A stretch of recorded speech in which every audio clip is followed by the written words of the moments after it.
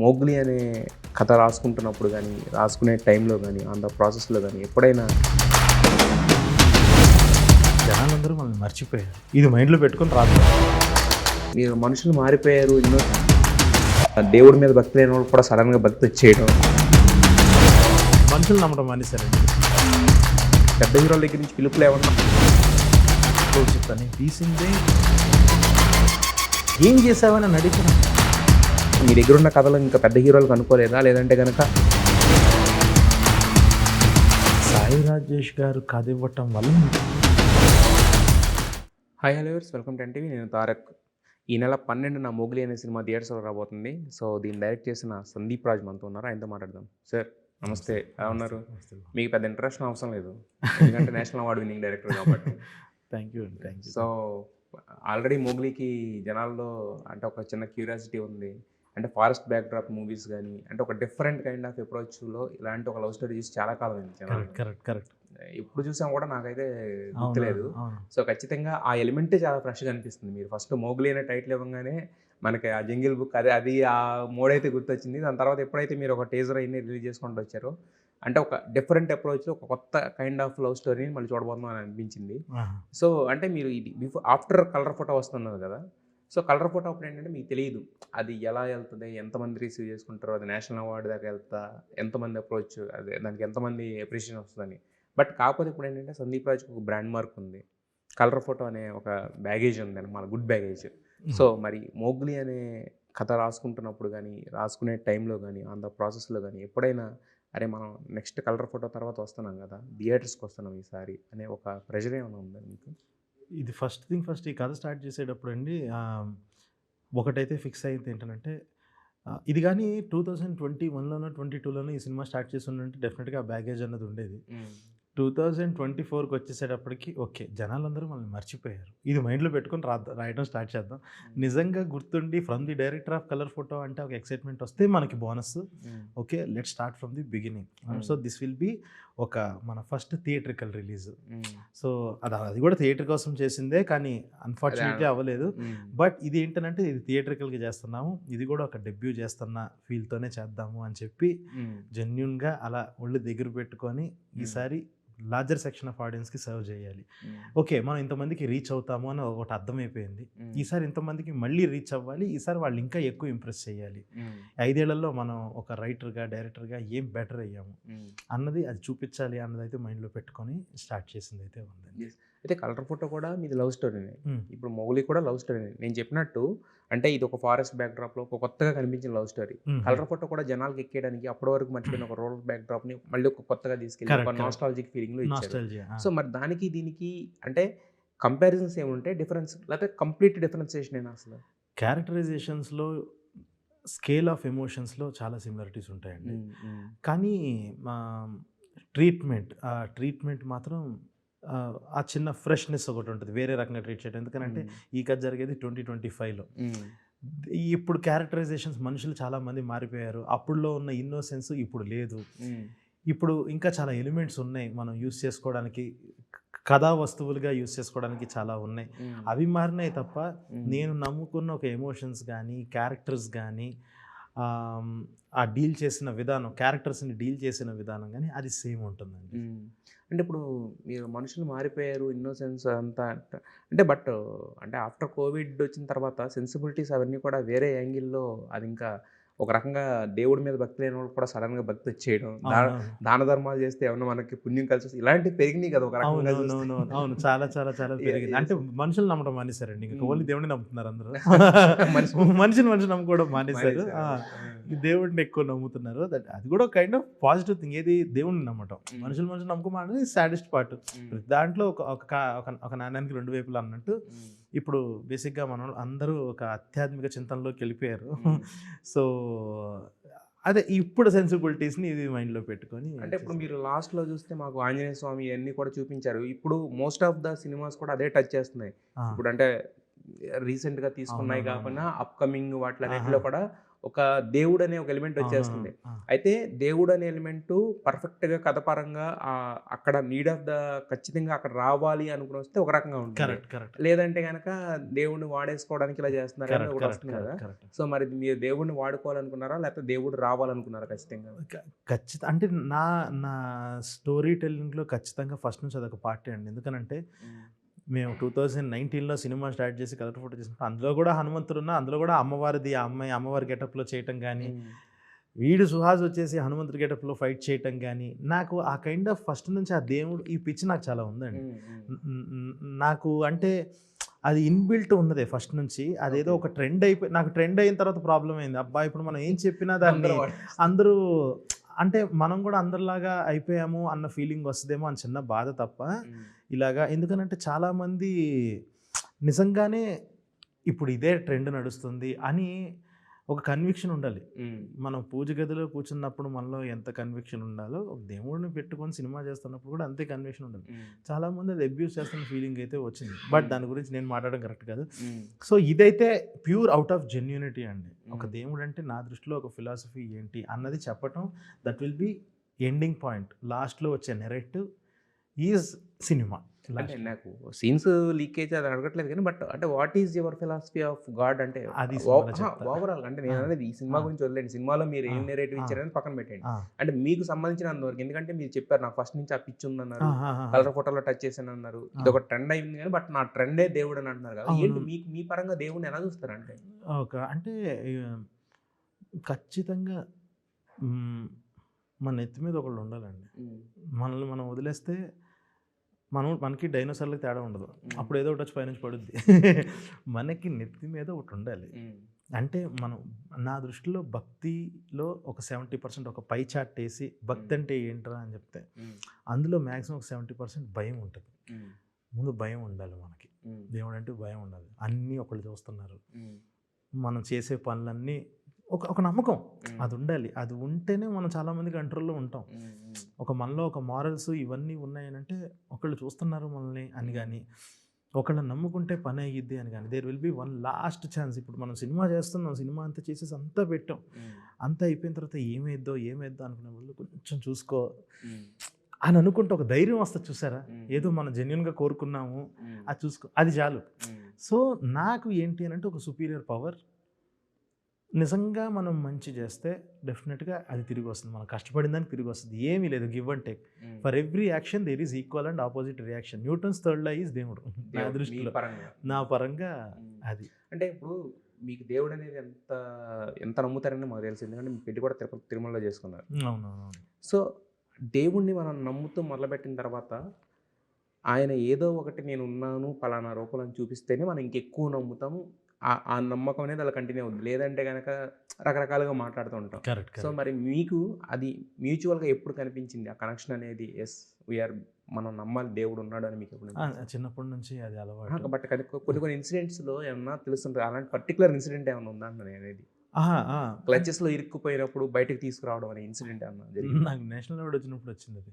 Okay, నాకు ఏం చేసినా ఇవ్వాల్సిందైతే ఇస్తున్నాం అన్నమాట నాకు అన్న కైండ్ ఆఫ్. ఎందుకంటే థియేటర్ది లేకపోవడం అన్నది ఎంతైతే బాధపడ్డామో, ఒక కాన్ఫిడెన్స్ పోయిందండి. ఒక 1 year అయిన తర్వాత పెద్ద హీరోలు వాళ్ళు చెప్తుంటే వాళ్ళు అడిగే జస్ట్ లైక్ అడుగుతున్నప్పుడు, అరే నిజంగా మనం చేసాం ఒక మంచి సినిమా, ఓహో వీళ్ళకి ఒక కలెక్షన్స్ కనిపిస్తేనా మనకి అంతకు మించి అది తప్ప ఇంకేం లేదా అంటే సడన్గా ఎవరో ఒకళ్ళు నువ్వు తీసిందే ఒక ఓటీటీ సినిమా, దానికి నీకు ఎందుకు ఇంత అని అంటే ఏంటి మన పరిస్థితి? మనకి ఇంకొక వ్యాలిడేషన్ లేదా? ఇంకా ఆ కాన్ఫిడెన్స్ లూజ్ అవుతుంది. సడన్గా వచ్చి ఒక మెడలో ఒక బెళ్ళేసి, ప్రెసిడెంట్ మెడలేసి నువ్వు వెళ్ళి నుంచో యూ కెన్ ఫైట్ అని అన్నది. ఓకే, ఎప్పుడెప్పుడు ఎవరెవరికి ఏమేమి ఇవ్వాలో ఆయనకి తెలుసు అన్న నమ్మకం ఉంటుంది. చూసారా, that is my philosophy of God. అంటే ఒక మంచి సినిమా తీసిన తర్వాత కూడా కలెక్షన్స్ లేకపోవడం అంటే you are coming to the OTT directly కాబట్టి, సో ఆ ఫేజ్లో మీకు పెద్ద హీరోల దగ్గర నుంచి పిలుపులు ఏమన్నా ఆఫ్టర్ ప్రెసిడెంట్ మెడల్ తర్వాత, అంటే నేషనల్ అవార్డు తర్వాత వచ్చినాయి, ముందు కూడా ముందు కూడా చాలా వచ్చాయండి. కానీ ఏంటనంటే దాని మీద డబ్బులు పెట్టేటప్పుడు ఒక నమ్మకం ఉంటుంది కదా, ఎందుకంటే తీయగలడా లేదా అని చెప్పేసి. అంటే ఇప్పుడు ఒకటి చెప్తాను, నేను తీసిందే ₹1 కోటి సినిమా. ఆ ₹1 కోటి సినిమా తీసినప్పుడు నెక్స్ట్ టైం నేను ఒక పెద్దది రాసుకున్నప్పుడు లేదులే వీడు చూడు కోర్టులో తీసినా కూడా ఆ సినిమా చూడు కలెక్షన్స్ ఎంత వచ్చాయో ఇంత లార్జర్ సెక్షన్ ఆఫ్ ఆడియన్స్కి రీచ్ అయ్యాడు అని ఒక నెంబర్ ఉంటుంది. కలర్ ఫోటోకి నెంబర్ లేదుగా, అంటే ఏమో ప్రతి ఒడు చూశాడు అని అంటారు, ఆహాకి సబ్స్క్రిప్షన్స్ వచ్చాయి ఇవి అంటారు, కానీ ఒక నెంబర్ అంటే ఏంటనంటే నిజంగా మన తాలూకా కెపాసిటీని క్యాపబిలిటీని క్వశ్చన్ చేసినట్టు ఏం చేసావని అని అడిగితే నా దగ్గర ఆన్సర్ లేదుగా. అది నా యొక్క కాన్ఫిడెన్స్కి నేను కాన్ఫిడెంట్గా ఇది అని చెప్పడానికి అది లేదు. దాని తర్వాత అది వచ్చిన ఫీలింగ్ వచ్చింది. ఇంకా హీరోస్ వీళ్ళందరూ వస్తున్నారు మాట్లాడుతున్నారు అది ఉంది, కానీ ఎట్ వన్ పాయింట్ ఇంకా నాకు అర్థమైంది ఇట్స్ అబౌట్ స్టోరీస్ చెప్పడం స్టార్ట్ చేద్దాము అని చెప్పేసి ఈ కథలోకి మొదలెట్టడం. అంటే బేసిక్గా మీకు ఒక స్టెప్పింగ్ స్టోనే పెద్ద గ్రాండ్గా దొరికినప్పుడు నెక్స్ట్ ఏంటంటే ఎవరైనా కూడా నెక్స్ట్ లెవెల్కి వెళ్ళిపోదాం, పెద్ద హీరోలతో చేసేద్దాం అని ఉంటుంది. అంటే బట్ మీ దగ్గర ఉన్న కథలో ఇంకా పెద్ద హీరోలకు అనుకోలేదా, లేదంటే కనుక ఇక్కడ మనకి స్టాండర్డ్గా ఎలాంటి కథనైనా ఇతను డీల్ చేయగలడు, ఎవరు హీరోయిజం అంటే ఏ యాక్టర్తో అయినా హిట్ కొట్టగలడు అని అనిపించుకోవాలనుకుంటే ఏంటి మీ అంటే పెద్ద హీరోలకు వెళ్ళకపోవడానికి రీజన్? అసలు అది కాదండి, నాకు సాయి రాజేష్ గారు కథ ఇవ్వటం వల్ల నేను కలర్ ఫోటో తీశాను, కానీ నావన్నీ పెద్దవే కథలన్నీ, నాకు అన్నీ లార్జ్ స్కేల్లో ఉండాలి అని చెప్పేసి నాకు అది ఉంది. మీరు చూస్తే ఆ సినిమాలో కూడా ఇప్పుడు అంటే జస్ట్ లైక్ సుహాస్ అనేవాడు అప్పటి వరకు ఒక జస్ట్ లైక్ కామెడీ క్యారెక్టర్స్ దాంట్లో ఉన్నాడు, వాడు భయపడ్డాడు.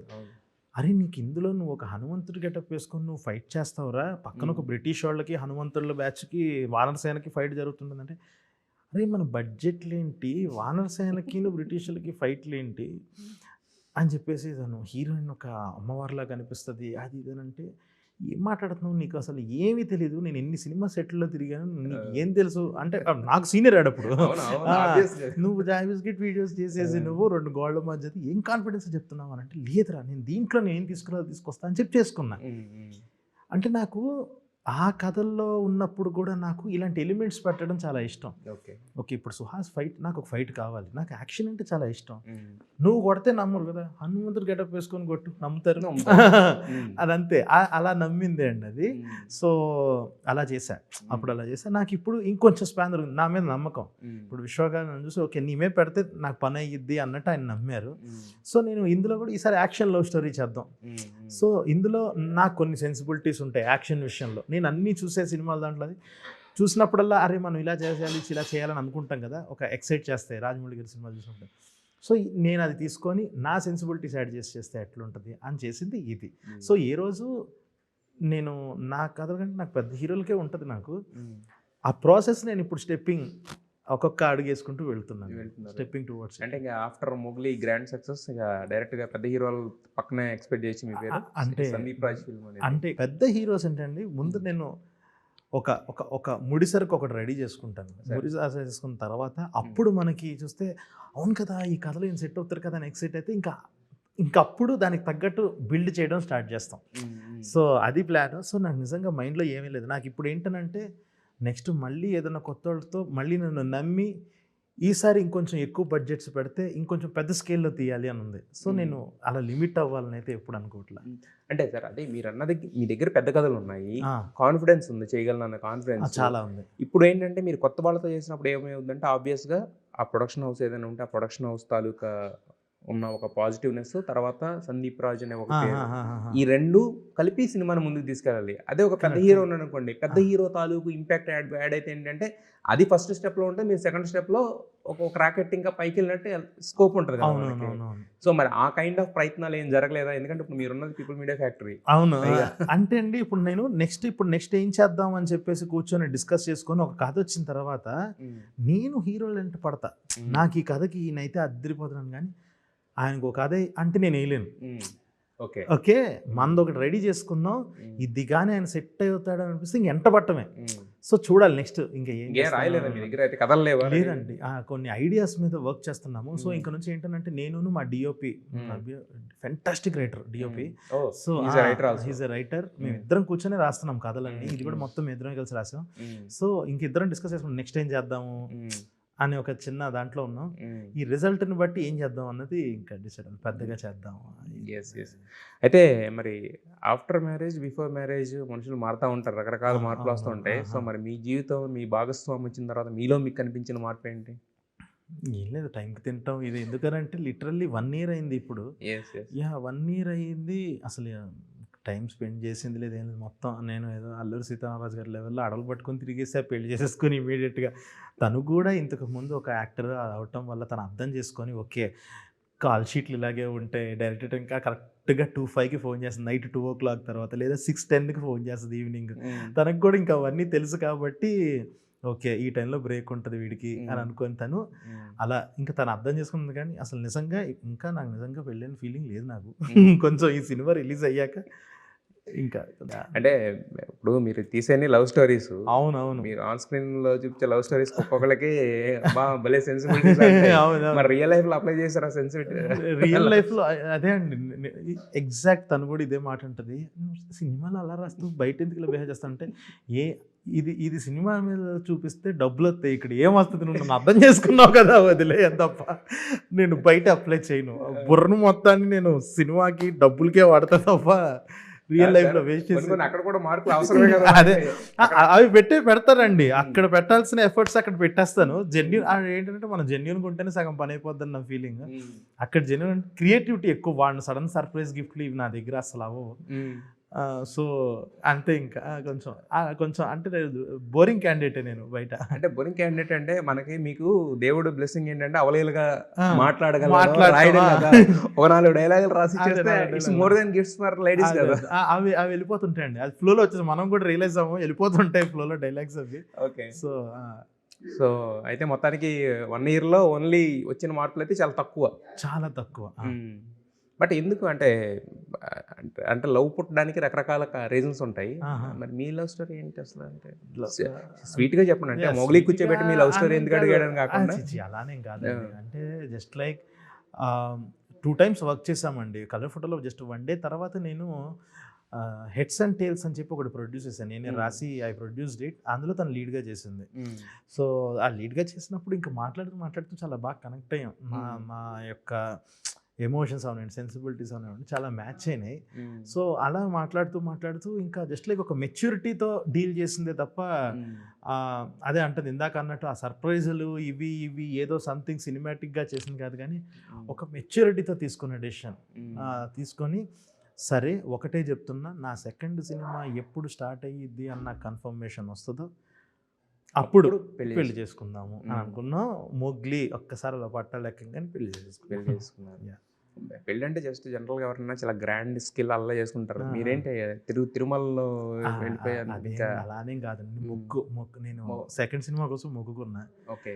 వెళ్ళి ఇది ఎక్కించు, ఈ కథ మీద చాలా హోప్స్ ఉన్నాయి, దీంతో జీవితం మారేలాగా ఉంది, ఇది నువ్వు ఎక్కించావంటే ఇక్కడ కొంచెం పెళ్లి చేసేసుకుంటా అని చెప్పి దండం పెట్టుకున్నాను. అంత నమ్ముతానండి నేను. సో నాకు మీరు చెప్తుంది ఏంటంటే దేవుడిని ఏదో ఒక సుపీరియర్ పవర్ లాగా కాకుండా ఫ్రెండ్ లాగా మీరు అంతే అలా ఓన్ చేసుకొని కొంచెం చూడొచ్చు కదా అది కూడా అన్నట్టు మాట్లాడుకుంటామే అంతే. అయితే కమింగ్ టు మోగ్లీ అంటే నాకు మొన్న రోషన్ చెప్తే ఏమన్నాడంటే ఒక 40% కథ రాసిన తర్వాత సందీప్ నన్ను హీరో కింద ఫిక్స్ అయ్యాడని చెప్పేసి అన్నారు. సో అంటే అప్పటికి రోషన్ చేసింది ఒక సినిమా, మీరు మోగ్లీ మీకు సెకండ్ ఫిల్మ్ కదా. సో అంటే ఒక 40% కథ రాసిన తర్వాత రోషన్ అనుకోవడానికి రీజన్ ఏంటండి? అంటే మీ సెన్సిబిలిటీస్కి మ్యాచ్ చేయడా లేకపోతే? అసలు అదేం కాదండి. 40% అయిన తర్వాత బబుల్గా ఓటీటీలోకి రిలీజ్ అయింది అంతే. ఆ రోజు రిలీజ్ అయినప్పుడు చూసి భలే ఉన్నాడు అంటే తను అంతకుముందు మా ఇంటికి వస్తుండేవాడు. తన కామన్ ఫ్రెండ్స్, మా ఇద్దరికి చాలా కామన్ ఫ్రెండ్స్ ఉండేవాళ్ళు. మా బ్యాచులర్ రూమ్ ఉండేదే, మా బ్యాచులర్ ఫ్లాట్కి హ్యాపీగా వస్తుండేవాడు. ఓకే. ప్లే స్టేషన్లో గేమ్స్ ఆడుకునేవాడు. ఏ రోజు ఆ ఉద్దేశం చూడాలి. బబుల్ గమ్ చూసిన తర్వాత మాత్రం ఏంటి బయట కనిపించే మనిషి అలా లేడు, అసలు మామూలు పర్ఫార్మర్ కాదు అన్న ఫీలింగ్ వచ్చి ఇంక తనతో చేద్దాము అన్న ఫీలింగ్ అది వచ్చింది. సో ఇమీడియట్గా తీసేసుకున్నాం కాల్ ఇంకా. ఓకే. అంటే మరి అంటే మీ స్టోరీకి అదంతా సెట్ అయ్యేలాగా మార్చుకున్నారా? మార్పులు చేర్పులు జరిగినాయా లేదంటే కనుక టైలర్ మేడ్ ఫర్ యూ? అంటే తనే మారాడు. ఏం కావాలో దానికి తగ్గట్టు తనే మారాడు తప్ప తన కోసం అని మార్చింది ఏమీ లేదు. జెన్యూన్గా కథ ఏం చెప్పాలనుకున్నాము అదే. నేను ఎందుకనంటే నేను ఆల్రెడీ చాలా స్టఫ్ రెడీ చేసి పెడతా అందులో. నాకు ఇక్కడ ఇంకొంచెం హై కావాలంటే అక్కర్లేదు, ఆల్రెడీ ఉండాల్సింది ఉంది. వాళ్ళు అడిగేదాకా తెచ్చుకొని నేను ఎక్కడ ఏమేం కావాలి తనకి అంటే బేసిక్గా క్యారెక్టర్ కూడా కుదిరిన విధానం, ఎమోషన్స్ ఉంటాయి, యాక్షన్ ఉంది, ఎమోషన్స్, లవ్ ఉంది, ఆల్ కైండ్ ఆఫ్ ఎమోషన్స్ నాకు చాలా ఇష్టం పెట్టడం. అది ఉంది. సో ఇమీడియట్గా ఒక ఎక్సైట్మెంట్ ఇచ్చేస్తుంది. ఎవరు నెరేషన్ విన్నా కూడా వాళ్ళ క్యారెక్టర్ వాళ్ళకి ఎక్సైట్మెంట్ ఇచ్చేస్తుంది అని తెలుసు. సో నేను అనుకున్నా ఓకే లెట్ స్టార్ట్ చూసింగ్ అని చెప్పి ఫస్ట్ మనోడు కనిపించాడు, ఐ చూసి. ఎస్. అయితే హీరోయిన్ క్యారెక్టర్ చూస్తే ఆ అమ్మాయి డెఫ్ అండ్ డమ్ అని పెట్టారు యాక్చువల్గా. అంటే మనకు అవార్డ్స్ కేటగిరీలో ఏంటంటే కొన్ని కొన్ని ఎలిమెంట్స్ వాళ్ళు చూస్ చేసుకుంటారు. సో అదేమన్నా మీకు టచ్ అయిందంటే ఇప్పుడు డెఫ్ అండ్ డమ్ పెట్టడంతో ఏంటంటే ఎవరైతే లవర్ ఉన్నాడో అతనికి క్యూట్గా అనిపించినా ఆడియన్స్కి ఒక సింపతి క్రియేట్ అవుతుంది క్యారెక్టర్ మీద. సింపతి క్రియేట్ చేయాలన్నా లేదంటే అవార్డ్స్ కేటగిరీలో ఆ కైండ్ ఆఫ్ థింగ్ ఏదన్నా అంటే ఎందుకంటే ఖచ్చితంగా సబ్ కాన్షియస్లో ఎక్కడో చోట ఉంటుంది ఇలాంటి వాళ్ళు ఎందుకు లవ్ చేయకూడదు మనం చూపిద్దాం కొత్తగా అనే ఆ థాట్ కూడా ఉంటుంది. అసలు ఏంటి what is your thought process while writing that character అంటే ఏం చెప్తారు? ఫస్ట్ ఆఫ్ ఆల్ ఒక రీజన్తో పెట్టింది అది, ఒక స్ట్రాంగ్ రీజన్. ఒక సీన్తో ఒక బేసిక్గా ప్రతి కథ ప్రతి సినిమా ఒక ఇన్సైటింగ్ ఇన్సిడెంట్తో మొదలయ్యేది. ఇందులో అలాంటి ఇన్సైటింగ్ ఇన్సిడెంట్ ఒకటి ఉంది, ఒక బలమైన ఇన్సిడెంట్. అంటే ముందు ఆ సీన్ రాసిన తర్వాత దీని నుంచి కథ ఎటెళ్తే అంటే ఒక సర్కిల్ గీసి ఇటు నుంచి గీతలు గీస్తే ఎటెళ్తే అటు ఈ కథ అన్నంటూ నమ్మాం. అన్ని క్యారెక్టర్స్ ఒక సీన్తో పుట్టే క్యారెక్టర్స్ అన్ని. సో దానివల్ల పుట్టింది ఈ క్యారెక్టర్. అంటే అసలు అవార్డ్స్ కోసము అని అసలు అనుకోలేదు కానీ బట్ ఒకటి ఏంటి అని అంటే communication and freshness in the love story should be cute. అంటే మాటలో చెప్పకుండా కూడా ప్రేమించవచ్చు హ్యాపీగా అన్నది ఒక మూమెంట్స్ క్రియేట్ చేద్దాము అని చెప్పి. నాకు కూడా ఏంటంటే మాటలు చెప్పకుండా ఇప్పుడు మనం సేమ్ కలర్ ఫోటోలో కూడా వాళ్ళిద్దరు కిటికీలోంచి తినేలా అంటుంటుంది. That is a beautiful moment. అది సినిమా అంతా కూడా ఉండొచ్చు కదా, అది మనం హోల్డ్ చేద్దాం, let's take it like a challenge అని చెప్పేసి అలా తీసుకొని చేసింది. బట్ ఆ సీన్ వల్ల తీసుకున్న డెసిషన్ అక్కడ నుంచి ఒక ఛాలెంజ్గా తీసుకొని రాయడం స్టార్ట్ చేసి అంటే దాంట్లో నుంచి కథ పుట్టింది అనుకోవచ్చు అంట. ఒక్క సీన్తో పుట్టిన కథ అండి ఇది. ఒక్క బలమైన సీన్ ఒకటి ఉంటుంది. సెకండ్ హాఫ్ స్టార్ట్ అవగానే ఫస్ట్ ఒక సీన్ పడుద్ది, జర్క్. ఏంటి మనం ఎప్పుడో చూసింది ఏ సినిమా ఇదే సినిమా అన్న ఫీలింగ్ వస్తుంది. అంటే మొత్తం కలర్ అక్కడ నుంచి కలర్ ఆఫ్ ద ఫిలిం మారిపోద్దండి. ఇప్పటి వరకు చూసింది మనం ఈ సినిమా అన్న ఫీలింగ్ వస్తుంది. పర్స్పెక్టివ్ మనం ఇప్పటిదా చూసిన ఫస్ట్ హాఫ్లో మీనింగ్ ఇదే అన్న ఫీలింగ్ కూడా వస్తుంది. ఓకే. అంటే బేసిక్గా సినిమాలో సినిమా అనే కాన్సెప్ట్ మనం చాలాసార్లు చూసాం కానీ బట్ అది డీల్ చేయడం చాలా కష్టం. అవును. మరి దీనికి ఆ కాన్సెప్ట్ తీసుకోవడానికి రీజన్ ఏముందా? ఎలా డీల్ చేశారు మీరు? ఎలా డీల్ చేశారు? నాకు ఒకటి ఏంటనంటే నెంబర్ 1 ఏంటనంటే మనం కష్టాలు ఇవేమి చూపించేసేద్దు. ఒకటి వస్తే నాకు ప్రతిసారి అండ్ నేను బయటకు వెళ్ళి షూట్ చేస్తున్నప్పుడు ఇప్పుడు నేను డాకు మహారాజుకి కానీ భైరవంకి కానీ ఒక బయటకు వెళ్ళి నేను యాక్టర్గా షూట్ చేస్తున్నప్పుడు ఆ పక్కన వాళ్ళందరూ వచ్చి చూసే వాళ్ళలో ఎక్సైట్మెంట్ కనిపించే విధానం ఉంటుంది చూస్తారు. నాకు అది క్యాప్చర్ చేయాలనిపించింది ఈసారి. బయటోడి పర్స్పెక్టివ్గా మాట్లాడుతున్నప్పుడు నాకు ఆ రిలేటబుల్ ఫ్యాక్టర్ తీసుకురావడానికి నేను అంటుంది జస్ట్ లైక్ వీళ్ళని సినిమాలో పనిచేసానంటే ఎంతమంది కనెక్ట్ వస్తుంది అన్న డౌట్ ఉంది ప్రతిసారి. ఇన్ని రోజులు మెటా ఫిలిం అంటారు దీన్ని. మెటా ఫిలిం అని అంటే ఇన్ని రోజులు ఇలాంటివి ఆడవు, ఇప్పుడు దాకా ఆడింది లేదు. ఎందుకంటే వాళ్ళకి తెలియదు అక్కడ ఏముంటుంది అని. నేనేంటి ఇక్కడ కూడా ఎక్స్టర్నల్ ఫ్యాక్టర్ సినిమా యూనిట్టే. కనెక్టివిటీ అంతా ఎవరెవరైతే ఊరోళ్ళు చూసి మాట్లాడతారో వాళ్ళకి కనెక్ట్ అయ్యే స్టఫ్ ఉంటుంది. వీళ్ళందరూ బయట ఆడే గేమ్ ఇది. సో అలా పెట్టి ఇంకొకటి that setup should be exciting. నాకు రకరకాల గెటప్, నాకు అది ఇంకో పిచ్ ఉంది. ఎలాగైతే ఇందాక చెప్పాను తీసింది ఒకటే కాబట్టి అదే ఎగ్జాంపుల్ ఇస్తున్నాను. నాకు ఒక హనుమంతుడి గెటప్, బ్రిటిషర్స్ గెటప్, అమ్మవారి గెటప్ ఇది చాలా ఇష్టం. అలాగా ఇందులో నేను ఈ సినిమా సెటప్ చూస్ చేసుకొని సినిమా మొత్తం రకరకాల గెటప్లో చాలా చాలా మంచి క్రేజీగా అనిపిస్తుంది, కలర్ఫుల్గా చాలా బాగా అనిపిస్తుంది. అది అయితే ఇందాక నేను చెప్పినట్టు సార్, అంటే ఈ కైండ్ ఆఫ్ సెటప్లో ఇప్పటివరకు ఏం సినిమాలు అంటే నాకు చూసిన దాఖలాలు కూడా ఏం లేవు. ఎప్పుడో చిరుత ఏదో దాంట్లో ఒక పార్టే తప్ప అంటే ఈ అడవిలో ఈ కైండ్ ఆఫ్ చేజింగ్లు కానీ ఈ కైండ్ ఆఫ్ లవ్ స్టోరీ కానీ నేను చెప్పాను కరెక్ట్. దాంట్లో ఒక ఫ్రెష్నెస్ ఉంటుంది. అట్ ద సేమ్ టైము వేరే సినిమాలకి కొత్తగా ఏం చూపించారు అనేది కూడా ఒకటి ఉంటుంది. అంటే అడవిలో రకరకాల ఎలిమెంట్లు వాడతారు. మన ఖైదీలో చూస్తే చిరంజీవి గారు ఒక కైండ్ ఆఫ్, చిరుతలో ఒక కైండ్ ఆఫ్ ఎలిమెంట్, ఇలా రకరకాల ఎగ్జాంపుల్స్ వచ్చినాయి కదా. సో మరి ఇది చూసిన తర్వాత మోగ్లీ చూసిన తర్వాత మాకు అలాంటి స్టఫ్ ఏమన్నా ఎస్ ఇదిరా డైరెక్టర్, ఇక్కడరా డైరెక్టర్ సెన్సిబిలిటీ కనపడింది, ఇక్కడరా ఇది కదరా డైరెక్టర్ స్టఫ్ అనేది అనిపించింది మీకేమైనా ఉన్నాయి? మీ ఉందండి. మొన్న టీజర్లో మీరు చూసినట్టయితే నైట్ విల్లుకి ఈ వంకాయ బాంబులు, ఆటం బాంబులు అది పట్టుకొని నోట్తో బీడితో ఎలిగిస్తూ షూట్ చేస్తుంటాడు. సో ఇందులో అది చాలా నా ఫేవరెట్ సీక్వెన్స్ అనమాట. చాలా కష్టపడి ఎగ్జిక్యూట్ చేస్తాం. నిజం చెప్పాలి అని అంటే స్క్రీన్ మీద బాగుంది, మీరు చూసినప్పుడు ఎంజాయ్ చేస్తారు. కానీ నేను అనుకున్న విజన్ వేరు. కానీ మాకున్న ఎక్స్పీరియన్స్కి మాకున్న దాంట్లో నేను అనుకున్నంత చేయలేకపోయాను. కానీ ఫైనల్గా బాగుంటుంది, అది వేరే విషయం. నేను వేరే లెవెల్లో ఊహించేసుకున్నా. బట్ ప్రాక్టికల్గా వెళ్ళిన తర్వాత చాలా ఉన్నాయని అర్థమైంది. బట్ అది ఒక అంటే చాలా రోజులు కూడా మన తెలుగు సినిమాలో ఒరిజినల్ నైట్ ఫారెస్ట్ సీన్స్ లేదు, ఎవరు చూపించాల. మేము అది చాలా పెద్ద ఛాలెంజ్గా తీసుకొని చేసాము. సో అలాంటివి ఉన్నాయండి, చాలా మంచి ఎలిమెంట్స్ ఉన్నాయి, ఎంజాయ్ చేస్తారు బాగా. అంటే ఇప్పుడు బేసిక్గా ఇప్పుడు అంటే పీపుల్ మీడియా లాంటి ప్రొడక్షన్ హౌస్ బ్యాకప్ ఉన్న తర్వాత కూడా అంటే చేయలేకపోయిన ఛాలెంజెస్ అంటే ఏమున్నాయంటే మీకు? ప్రాక్టికాలిటీ అండి. Practicality. అంటే కుదరలేదు. ఇప్పుడు నేనేం ఊహించుకుంటా, ఇప్పుడు నేను ఒక చెట్టు మీద నుంచి ఇట్లా కొట్టి ఇంకో చెట్టు మీదకి దూకాలని అనుకుంటాం. దానికి నైట్ ఎఫెక్ట్లో అది చేయడానికి ఎంతో ఎక్విప్మెంట్ కావాలి, దానికి ఎంతో అంటే నేను అదే అంటుంది, మనం ఊహించుకోవటం వేరు, దాన్ని స్క్రీన్ మీదకి తీసుకురావటం వేరు. ఇట్స్ నాట్ అబౌట్ బడ్జెట్ ఇవన్నీ కాదు, కానీ కొన్ని ప్రాక్టికాలిటీస్ తీసుకురావటం, పాసిబిలిటీ ఎంతవరకు చేయగలం. అండ్ అదే కొన్ని ఖర్చుతో కూడుకున్న పని. బట్ నాకు ఒకటి ఉంటుంది మైండ్లో, ఓకే ఇప్పుడు దీనికి నాకు ఇంత పెద్ద ఒక 100 feet క్రేనో ఏదో కావాలి, దీని వర్త్ సినిమాలో ఒక 2 seconds ఉంటుంది. Is it really worth? ఇదే నా హై పాయింటా? ఇది లేకపోతే నా సినిమా లేదా? ఓకే తీసేసినా కూడా ఇంతే ఇంపాక్ట్ ఉంటుందా? Done, let sacrifice. ఇక్కడ నాకు అంత ఖర్చు పెట్ట ఇష్టం లేదని చెప్పి నేనే చాలా కట్ చేసుకొని ఉన్నాయి. ఎందుకు అని అంటే దిస్ కైండ్ ఆఫ్ ఫిలిం అంటే ఇంకా ఓపెన్గా చెప్పేస్తున్నా, ఇన్ కేస్ రేపు పొరపాటున రిజల్ట్ అటు ఇటు అయిందంటే it shouldn't give losses to producers అనమాట. ఏం చేసినా భలే సేఫ్లో చేశాడు అన్నట్టు చెయ్యాలి. సో ఎంతవరకు సేఫ్ ఒక సినిమా అన్నది చూసుకొనే చేసాం ఇదంతా జాగ్రత్తగా. సో అది కూడా ఉంటుంది నాకు మైండ్లో, ఏదో ఖర్చు పెట్టించేయాలి ఇలాంటివి ఉండవు. అంటే ఇప్పుడు అది తగ్గించడం వల్ల సినిమా మీద ఇంపాక్ట్ ఏమి ఉండదా మీరు అనుకున్నప్పుడు? నేను అదే అంటుంది, ముందు వి విల్ సిట్, మేము కూర్చొని మాట్లాడుకుంటాం, ఈజ్ ఇట్ రియల్లీ వర్త్? ఈ 5 seconds కోసం మనం ఇప్పుడు ఒకటి చెప్తానండి, ఇందులో హీరో హీరోయిన్ అడవిలోకి వెళ్ళేటప్పుడు ఒక ఏనుగు మీద వెళ్ళే మాంటేజ్ నేను రాసుకున్నాను. ఏనుగు మీద వెళ్తారు, అదొక మంచి హై వస్తుంది, ఒక డౌన్లో ఉన్నప్పుడు ఏనుగు వచ్చి వీళ్ళని తీసుకెళ్తుందని రాసుకున్నాను. ఏనుగులు కేరళ నుంచి రావాలి, పర్ డే 5 lakhs.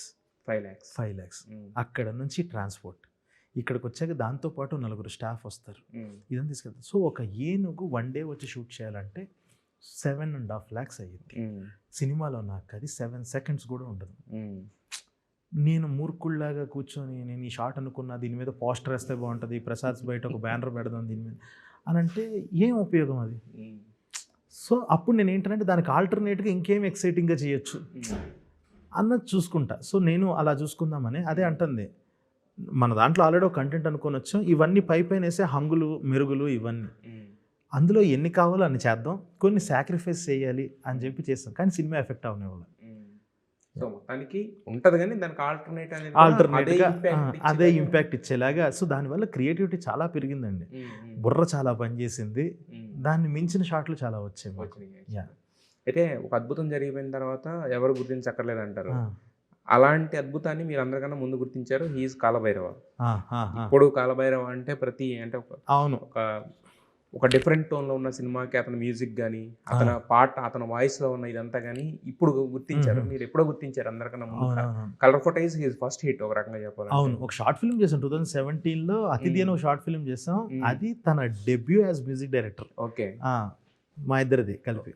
అక్కడ నుంచి 2017 నుంచి స్టార్ట్ చేసాం ఇద్దరం. మీరు అన్న స్టేట్మెంటే కరెక్ట్, కానీ 2020 కూడా 2017 అంటున్నా. అదే ముందు నుంచి అదే ఇంకా. సో అంటే బేసిక్గా మనకి షార్ట్ ఫిల్మ్స్లో వీటిలో తగిలేవడం కూడా తర్వాత ఏంటంటే ఒక పెద్ద సినిమా వచ్చింది అనేసరికి ఇంతకు నేను చెప్పినట్టే మనది ఓకే, బట్ మనతో పాటు ఏంటంటే ఒక 4 పేర్లు పెద్ద పేర్లు కనపడితే మనం కూడా ఈజీగా ట్రావెలింగ్ ఈజీగా ఉంటుంది, థియేటర్స్కి వచ్చినప్పుడు నెంబర్స్ ఈజీగా ఉంటాయి, ఇలాంటిదన్నా ఒకటి ఉంటుంది కదా. బట్ మీరు కాలభైరవ స్టిక్ అయి కూర్చోవడానికి ఏంటి రీజన్ ఏంటి? అంటే మీ ఇద్దరు వర్కింగ్ స్టైల్ ఎలా ఉంటుంది?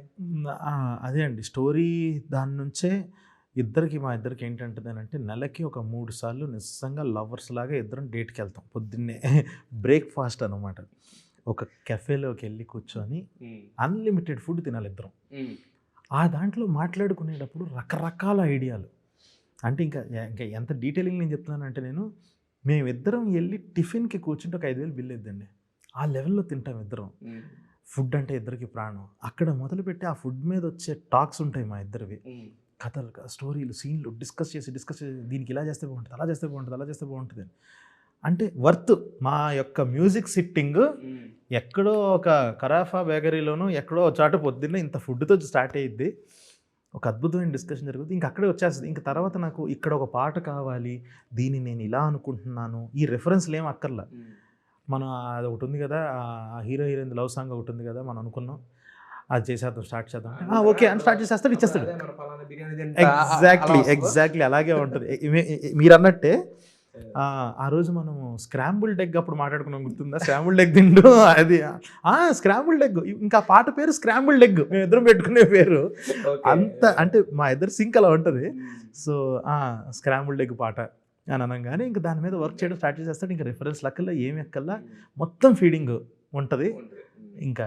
బట్ అంటే ఇప్పుడు డైరెక్టర్కి అంటే ఎంత ఉన్నా కూడా, అంటే ఇద్దరు ఐడియాస్ ఎంత కంబైండింగ్గా ఉన్నా కూడా, ఒకే లైన్ మీద ఉన్నా కూడా, బట్ ఏంటంటే టేస్ట్ విషయానికి వచ్చేసరికి ఏంటంటే డైరెక్టర్ ఒకటి కావాలనుకుంటాడు, మ్యూజిక్ డైరెక్టర్ ఒకటి ఇస్తాడు. మరి ఆప్షన్స్ ఇవ్వడం అలాంటిది ఉంటుందా అడిగితే, లేదంటే కనుక ఫిక్స్ అంటే ఆప్షన్స్ ఉంటుంది. అంటే ఫస్ట్ తను ఒకటి వచ్చిన తర్వాత లేదు నేను ఇక్కడ నుంచి ఇక్కడ ఈ హై పాయింట్ రావటం అనుకున్నా అంటే అవునా సరే అని చెప్పేసి కనీసం నేను మళ్ళీ ఇంకొకసారి వినడానికి లేకుండా ముందు ఆ ఫైల్ డిలీట్ చేస్తాడు వాట్సాప్లో, ఇంకో మర్చిపో దీని గురించి అని చెప్పి మళ్ళీ ఫ్రెష్ ఇది పంపిస్తాడు. అలాగే కూర్చొని వర్షన్స్ మీద మాత్రం ఎన్ని వర్షన్స్ అయినా వర్క్ చేస్తాడు. కానీ ఇప్పటికీ ఇన్నిసార్లు వర్క్ చేశాము, ఎప్పుడైనా లేదు ప్రీవియస్ వర్షనే బాగుంది అనే ఛాన్స్ ఇస్తాడేమో అని అనుకున్నా, లేదు అప్గ్రేడ్ చేసే విధానం ఉంటుంది. ఇంకొంచెం ఇబ్బంది పెట్టి ఇంకో వర్షన్ అయితే ఇంకా బెటర్ తెస్తాడేమో అని ఉంటుంది. కానీ కొన్ని చోట్ల ఓకే ఇంకెక్కడతో ఆపాలి, ఇది బాగుంది చాలా, ఎక్కడతో ఆగుదాం అని ఆగుతాం. కానీ అలాగా అంటే మా ఫ్రెండ్షిప్పే అక్కడ వస్తున్న మ్యూజిక్, మొన్న వచ్చిన రామాయణం అనే సాంగ్ అని అదంతా మా ఇద్దరు ఫ్రెండ్షిప్. అది మా ఇద్దరి మధ్యన కెమిస్ట్రీ వల్ల వచ్చింది. అది చాలా అదే మా ఇద్దరు కెమిస్ట్రీ అండి. అయితే మీరు ఒక పక్కేమో సక్సెస్ఫుల్ రైటర్ కింద, డైరెక్టర్ కింద ఉన్నారు, ఒక పక్క సక్సెస్ఫుల్ యాక్టర్ కింద కూడా ఉన్నారు. అంటే రెండు పడవల మీద ఒకే టైంలో ప్రయాణం అనేది ఎంతవరకు కరెక్ట్? అలానేం కాదండి. అంటే ఇప్పుడు నేను వర్షన్ అదే అంటున్నా. నేను ఇంకా అంత రెండు పడవల మీద కాళ్ళు పెట్టేంత ధైర్యం ఇంకా చేయలేదు. ఎందుకనంటే ఎప్పుడైతే లాస్ట్ ఇయర్ ఇదే టైంకి మోగ్లీ అనే సినిమా ముహూర్తం చేసుకుందో, దాని తర్వాత ఎప్పుడు యాక్టర్గా సెట్కి వెళ్ళింది లేదు. డిసెంబర్కి అన్ని ఫినిష్ చేసేసుకున్నా, భైరవం కానీ డాకు కానీ అన్ని ఫినిష్ చేసేసుకున్నా. అంటే డైరెక్టర్గా చేస్తున్నంతసేపు ఇంకొక చోట యాక్టర్గా కూడా వెళ్ళింది లేదు. ఒప్పుకోవడానికి కూడా భయం వేస్తుంది. అంటే ఇది అయిన తర్వాత ఒక కాన్ఫిడెన్స్ వచ్చి ఇంకా మనం ఇక్కడ కొంచెం సెటిల్ అయ్యాము అన్న ఫీలింగ్ వస్తుందో ఇండస్ట్రీలో, కొంచెం ఓకే కొంచెం నమ్ముతారు అది ఇది అని. ఇంకా అప్పుడు రెండు పడవల మీద కాళ్ళు వేయడం స్టార్ట్ చేస్తా. కానీ ఇప్పుడు ఇది అయిపోతుంది, మోగ్లీ అయిపోగానే ఒక 2 సినిమాలు ఉంది యాక్టర్గా చేయాల్సింది, జనవరి నుంచి వెళ్తా.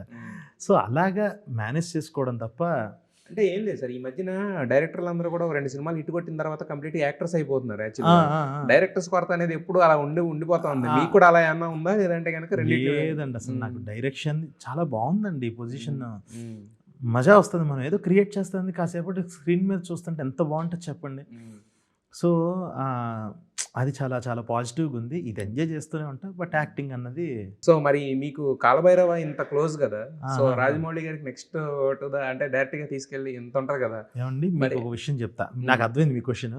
అసలు ఎట్లా అంటే ఆ భైరవ అనేవాడు ఎలాంటి మనిషి అంటే, ఇలా కూర్చొని తింటామా, మధ్యాహ్నం ఏం కూర అని అడిగితే ఇప్పుడు ఇది నేను చెప్పాలా వద్దా అని ఆలోచిస్తాడు. మళ్ళీ ఇంత బెస్ట్ ఫ్రెండ్ అయ్యి కూడా ఇప్పుడు ఏంటి మనం మధ్యాహ్నం ఏం తింటున్నాం అని చెప్తే బయటికి ఏమైనా లీక్ అయిపోతే బాగోదా, అంత కంట్రోల్డ్ ఎన్విరాన్మెంట్లో పెరిగాడు ఆ మనిషి. అసలు ఇంక సినిమా గురించి అడగండి, నవ్వుతాడు, ఒక నవ్వుతాడు అని అంటాడు. నిన్ను అడిగి నేను నో చెప్పించుకోవడం కానీ నిన్ను అడగడమే వేస్ట్ అసలు అప్డేట్స్ అది ఇది అని చెప్పేసి నేను చాలాసార్లు లాగడానికి ట్రై చేశాను అనమాట. ఎప్పుడు అసలు ఏమండి, అసలు ఇన్ఫర్మేషన్ కోసమే ట్రై చేస్తుంటే అవ్వట్లేదు, ఇంకా రికమెండేషన్లే ఉంటాయి అసలు జీరో.